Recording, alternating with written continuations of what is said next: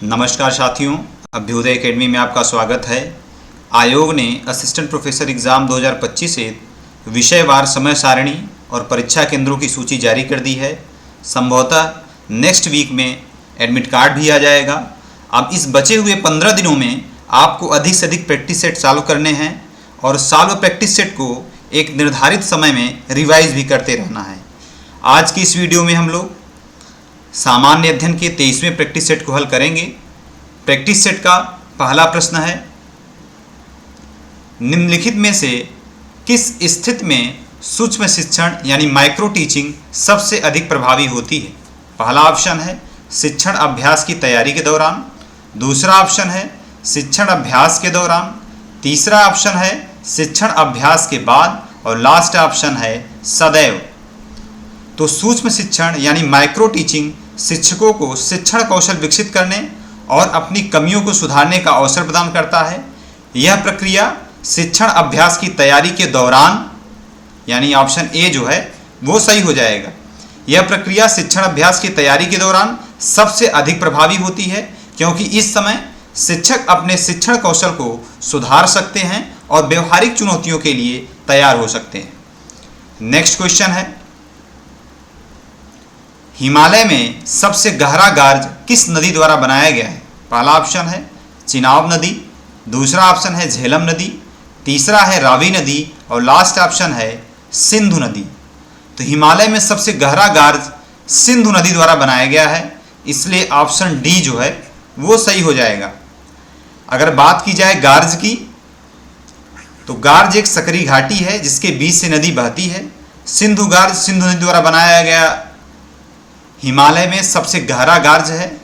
यह 4500 से 5200 मीटर गहरा है और नंगा पर्वत के पास स्थित है। नंगा पर्वत। अब अगर कुछ एडिशनल इंफॉर्मेशन की बात की जाए तो सिंधु नदी एक ट्रांस हिमालयी नदी है और 3200 किलोमीटर लंबाई के साथ दुनिया की सबसे लंबी नदियों में से एक है। नेक्स्ट क्वेश्चन है, निम्नलिखित में से कौन सा युग्म सही सुमेलित है? पहला ऑप्शन है संघ लोक सेवा आयोग अनुच्छेद 332, दूसरा है महाधिवक्ता अनुच्छेद 265, तीसरा है भारत का निर्वाचन आयोग अनुच्छेद 324 और लास्ट ऑप्शन है भारत का सर्वोच्च न्यायालय अनुच्छेद 318। तो संघ लोक सेवा आयोग का उल्लेख भारतीय संविधान के 332 में नहीं किया गया है। अनुच्छेद 332 में इसका उल्लेख न होकर के भारतीय संविधान के अनुच्छेद 315 में इसका उल्लेख मिलता है, तो ये युग्म गलत हो जाएगा। दूसरा है महाधिवक्ता, तो महाधिवक्ता का उल्लेख भारतीय संविधान के 265 में न होकर के अनुच्छेद 165 में के, इसलिए ये भी गलत हो जाएगा। तीसरा है भारत का निर्वाचन आयोग अनुच्छेद 324, तो भारतीय संविधान के अनुच्छेद 324 में भारत के निर्वाचन आयोग का उल्लेख मिलता है, इसलिए ये विकल्प जो है वो सही हो जाएगा, ये सही सुमेलित है। लास्ट है भारत का सर्वोच्च न्यायालय अनुच्छेद 318, तो भारत के सर्वोच्च न्यायालय का उल्लेख मिलता है अनुच्छेद 124 में, इसलिए सही आंसर हो जाएगा ऑप्शन सी। नेक्स्ट क्वेश्चन है, मुस्लिमों के लिए पृथक निर्वाचन मंडल का उपबंध किसमें दिया गया है? पहला ऑप्शन है मार्ले मिंटो सुधार 1909, दूसरा है मॉन्टेस्क्यू चेम्सफोर्ड सुधार 1919, तीसरा है सांप्रदायिक अधिनिर्णय 1932 और लास्ट ऑप्शन है भारत सरकार अधिनियम 1935। तो मुस्लिमों के लिए पृथक निर्वाचन मंडल का उपबंध किया गया था मार्ले मिंटो सुधार 1909 में, तो ऑप्शन ए जो है वो सही हो जाएगा।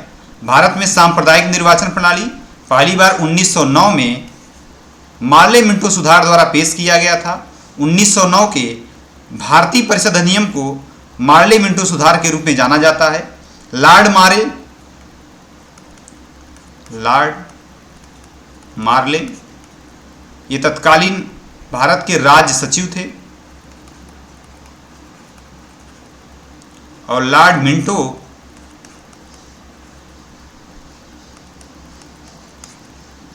तत्कालीन भारत के वायसराय थे। यहां से क्वेश्चन पूछा गया है। 1909 के भारतीय परिषद अधिनियम, जिसे मार्ले मिंटो सुधार के रूप में जाना जाता है, ने सांप्रदायिक मतदाताओं के रूप में ज्ञात धर्म के आधार पर पृथक निर्वाचन मंडल की शुरुआत की। लॉर्ड मिंटो को इसीलिए सांप्रदायिक निर्वाचन के जनक के रूप में जाना जाता है। इसने प्रांतीय विधान परिषदों में गैर आधिकारिक बहुमत की अनुमति दी, लेकिन केंद्रीय विधान परिषद में आधिकारिक बहुमत को बरकरार रखा। पहली बार भारतीय वायसराय और राज्यपालों की कार्यकारी परिषद से जुड़े थे। इसी तरह सत्येंद्र प्रसाद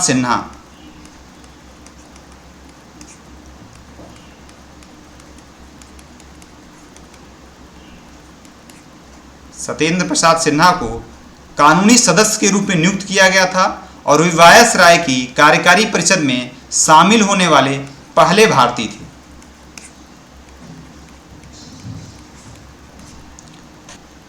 नेक्स्ट क्वेश्चन है, जलवायु परिवर्तन पर संयुक्त राष्ट्र फ्रेमवर्क कन्वेंशन UNFCCC के तहत पेरिस समझौते का एक प्रमुख उद्देश्य क्या है? पहला ऑप्शन है 2050 तक शुद्ध शून्य कार्बन उत्सर्जन हासिल करना। दूसरा है वैश्विक तापमान वृद्धि को पूर्व औद्योगिक स्तर से 2 डिग्री सेल्सियस से नीचे सीमित रखें। तीसरा ऑप्शन है विकासशील देशों में नवीकरणीय ऊर्जा के लिए प्रौद्योगिकी हस्तांतरण को प्रोत्साहित करना। और लास्ट ऑप्शन है उपरोक्त सभी।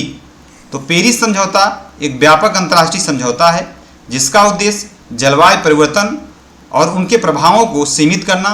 इसके 3 प्रमुख उद्देश्य हैं। एक एक उद्देश्य को हम लोग डिटेल में समझने का प्रयास करेंगे। पहला है कार्बन तटस्थता प्राप्त करना।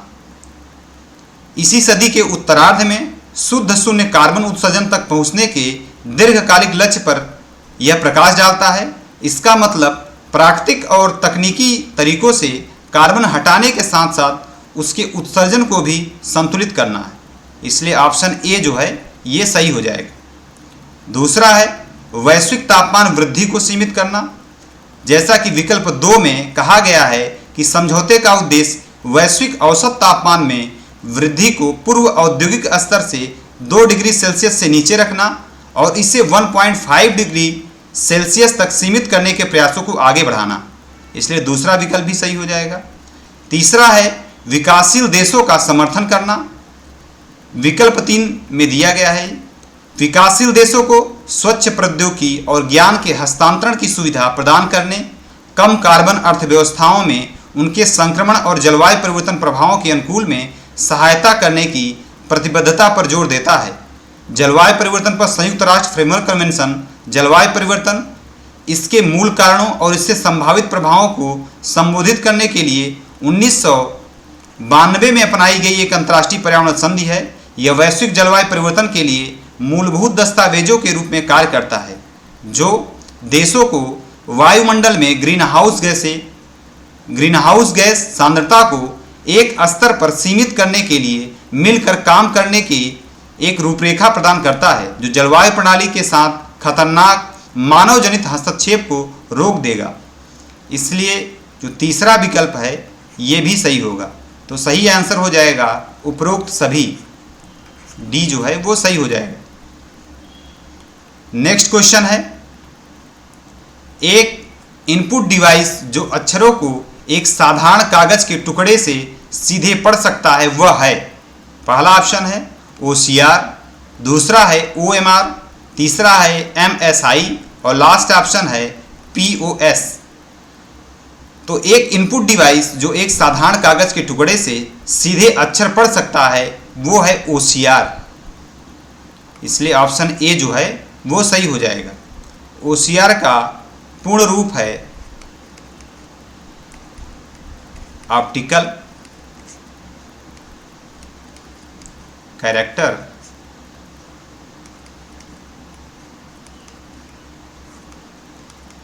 रिकॉग्निशन। यह एक स्कैन की गई इमेज को टेक्स्ट में बदलने की एक विधि है।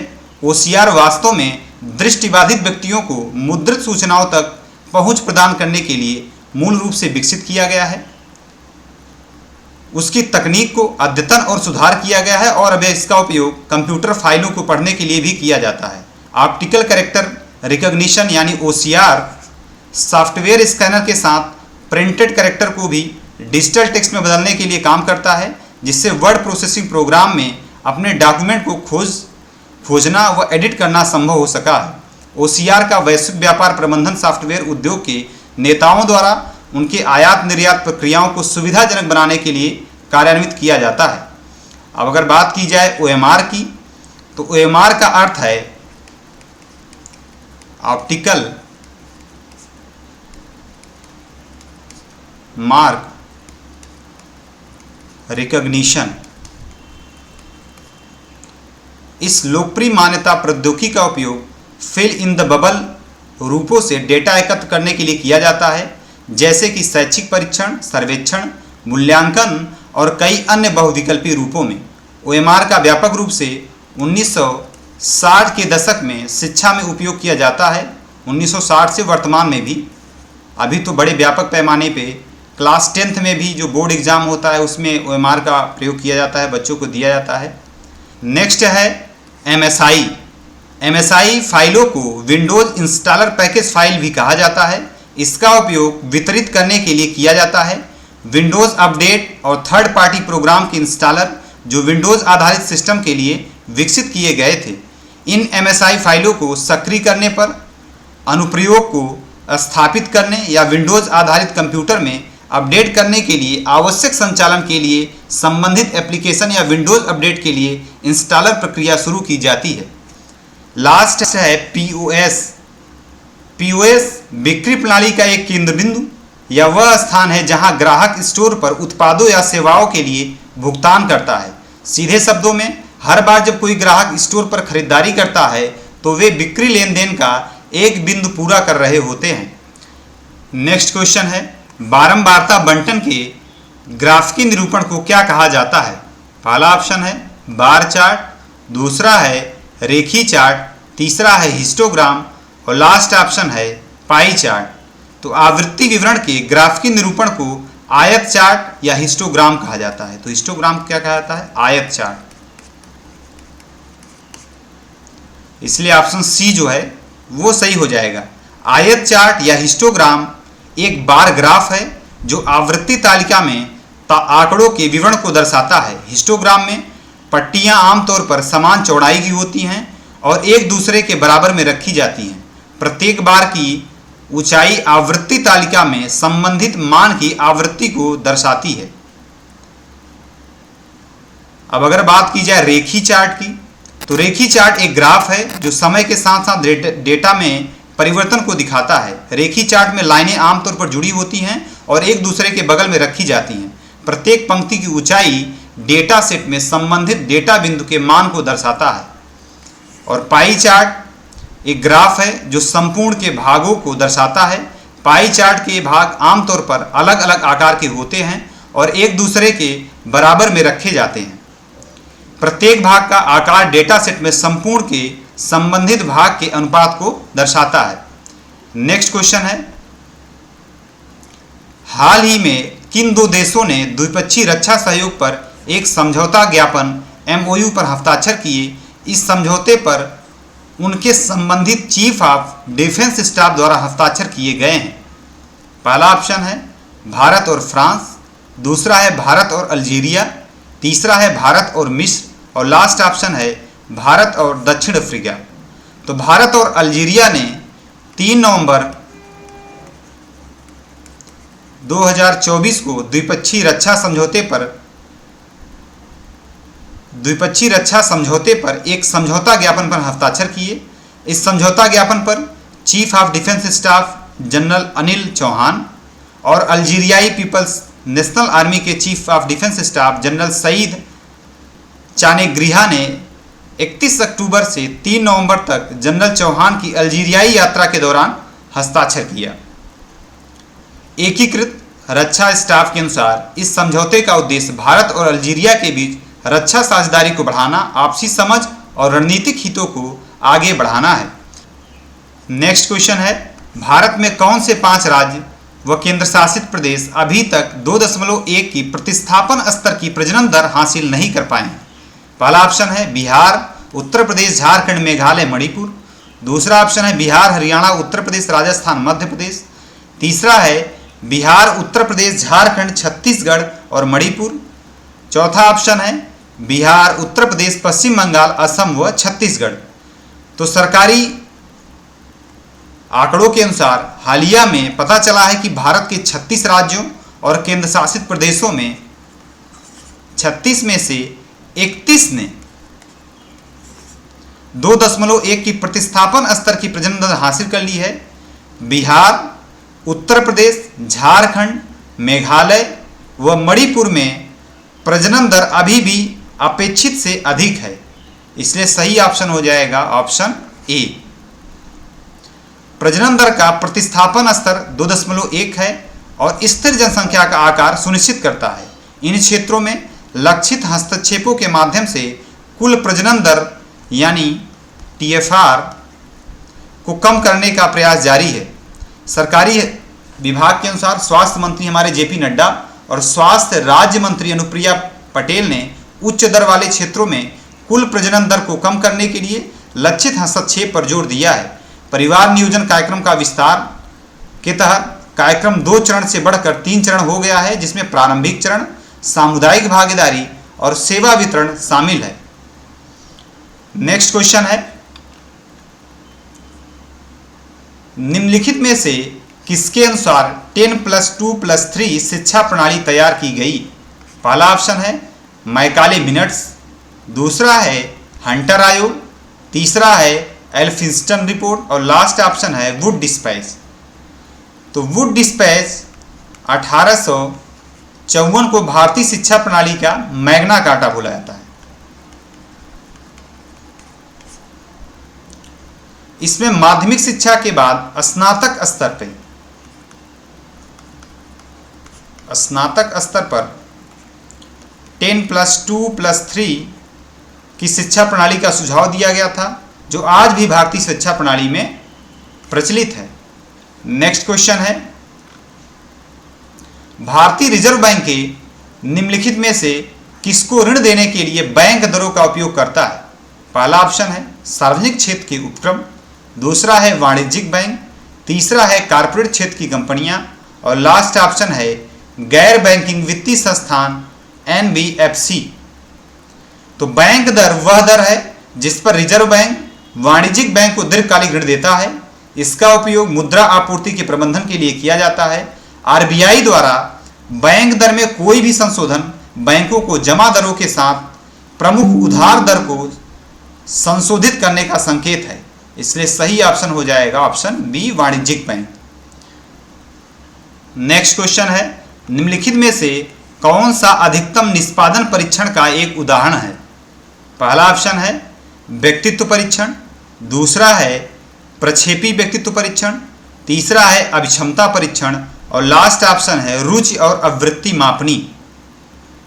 तो अधिकतम निष्पादन परीक्षण उन परीक्षणों को कहा जाता है जिसमें प्रतिभागी से अपेक्षा की जाती है कि वे अपनी पूरी क्षमता से प्रदर्शन करें।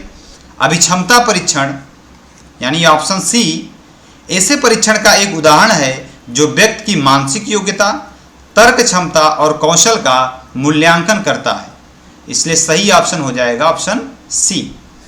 नेक्स्ट क्वेश्चन है, भारत के भाग्य का निर्माण उसकी कक्षाओं में किया जा रहा है, यह किसने कहा है? पहला ऑप्शन है शिक्षा आयोग ने, दूसरा है NKC रिपोर्ट ने, तीसरा है NPE 1986 और लास्ट ऑप्शन है विश्वविद्यालय अनुदान आयोग। तो भारत के भाग्य का निर्माण उसकी कक्षाओं में किया जा रहा है, ये कहा है शिक्षा आयोग ने। तो ऑप्शन ए जो है वो सही हो जाएगा। शिक्षा आयोग 1964 से 66, जिसे कोठारी कमीशन भी कहा जाता है, कोठारी शिक्षा आयोग ने अपनी रिपोर्ट में कहा था कि भारत के भाग्य का निर्माण उसकी कक्षाओं में किया जा रहा है। नेक्स्ट क्वेश्चन है, हिंदी के लिए वर्ष 2024 का साहित्य अकादमी पुरस्कार किसे प्रदान किया गया? पहला ऑप्शन है गीतांजलि श्री, दूसरा है चित्रा मुदगल, तीसरा ऑप्शन है पुष्पा भारती और लास्ट ऑप्शन है गगन गिल। तो साहित्य अकादमी पुरस्कार 2024 के लिए हिंदी भाषा में सम्मानित होने वाली लेखिका गगन गिल है, इसलिए ऑप्शन डी जो है वो सही हो जाएगा। उन्हें यह पुरस्कार उनके कविता संग्रह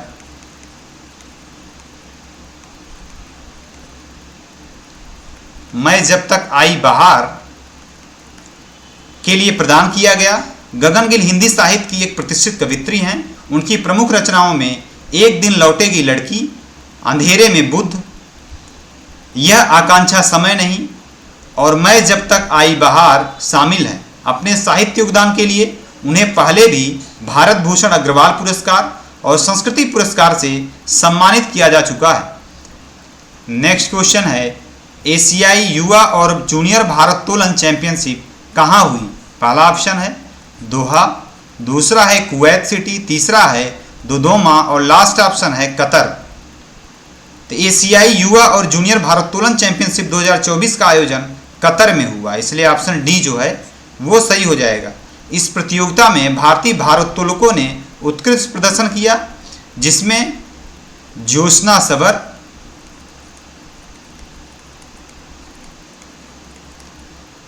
सबर ने 40 किलोग्राम वर्ग में स्वर्ण पदक जीता और पायल ने 45 किलोग्राम वर्ग में स्वर्ण पदक हासिल किया। यह प्रतियोगिता 3 मार्च 2024 से 20 मार्च 2024 के बीच कतर में आयोजित हुई, जिसमें विभिन्न एशियाई देशों के युवा और जूनियर भारोत्तोलकों ने भाग लिया। इस तरह आज की वीडियो में हम लोग 15 क्वेश्चन को डिस्कस किए। जो भी अभ्यर्थी नए हैं वो चैनल को सब्सक्राइब करें, वीडियो को लाइक करें तथा इसे अपनी मित्र मंडली में साझा करें।